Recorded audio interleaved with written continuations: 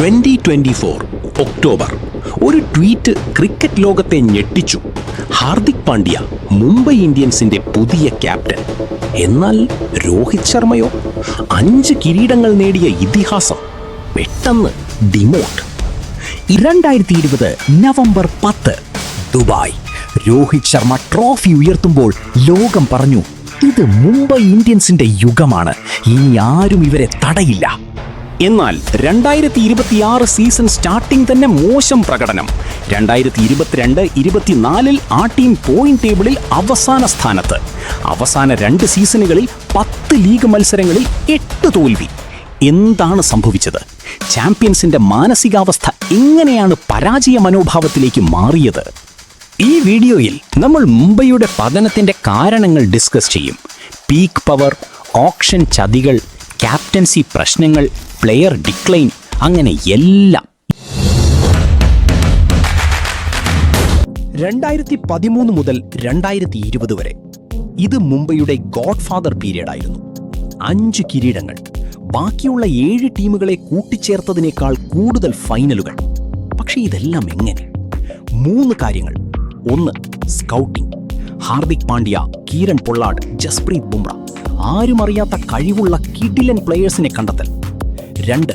Death bowling. Malinga Bumrah ജോഡി 20-ാം ഓവറിൽ 20 റൺസിന് 3 വിക്കറ്റ് പോലുള്ള പീക്ക് ഡോമിനൻസ്. 3. ഫിനിഷിംഗ്. 144-ൽ നിന്ന് 185 ആക്കുന്ന പൊള്ളാർഡിന്റെ ക്ലാസ്. ഈ 3 തൂണുകളിലായിരുന്നു മുംബൈ സാമ്രാജ്യം. 2022 മെഗാ ഓപ്ഷൻ.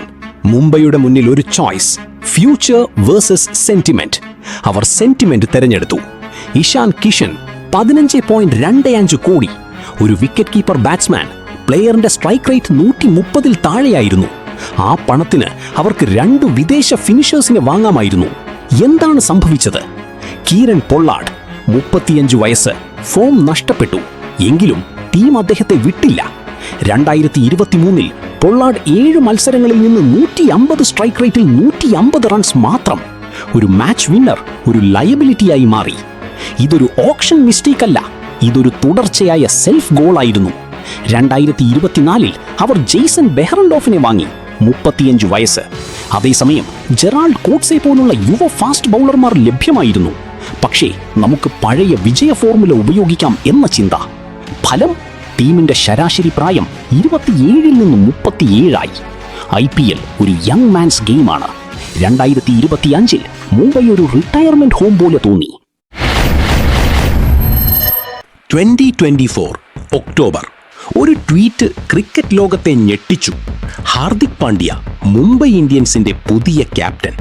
എന്നാൽ രോഹിത് ശർമ്മയോ 5 കിരീടങ്ങൾ നേടിയ ഇതിഹാസം പെട്ടെന്ന് ഡിമോട്ട്. ഇതൊരു ക്രിക്കറ്റ് തീരുമാനമായിരുന്നില്ല, ഇതൊരു പബ്ലിക് റിലേഷൻസ് ഡിസാസ്റ്റർ ആയിരുന്നു.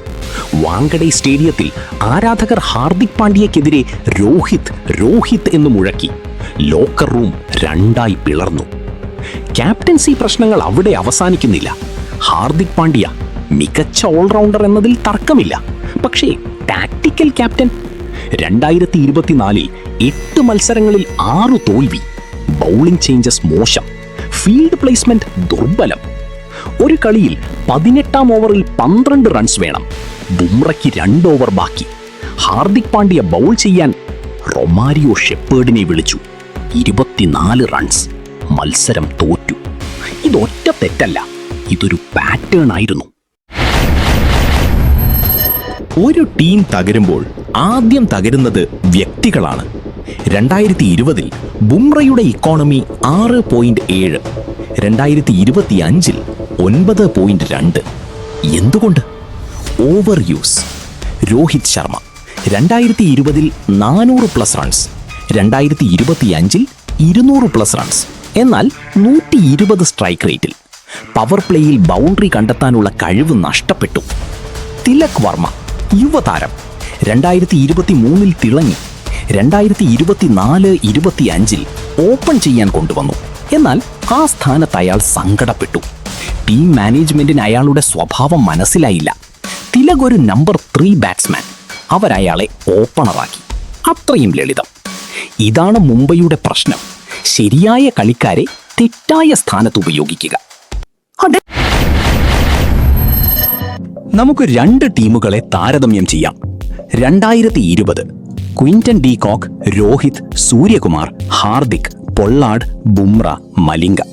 2025 ഇഷാൻ, രോഹിത്, തിലക്, നെഹാൽ, ഹാർദിക്, ടിം ഡേവിഡ്, ബുംറ. വ്യത്യാസം കണ്ടോ? 2020 നമ്പർ 7-ൽ കളിക്കാൻ ബാറ്റിംഗ് ഡെപ്ത് ഉണ്ട്.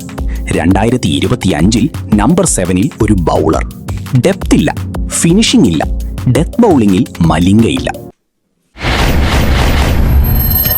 എല്ലാവരും ഓപ്ഷനെയും ക്യാപ്റ്റൻസിയെയും കുറ്റപ്പെടുത്തുന്നു.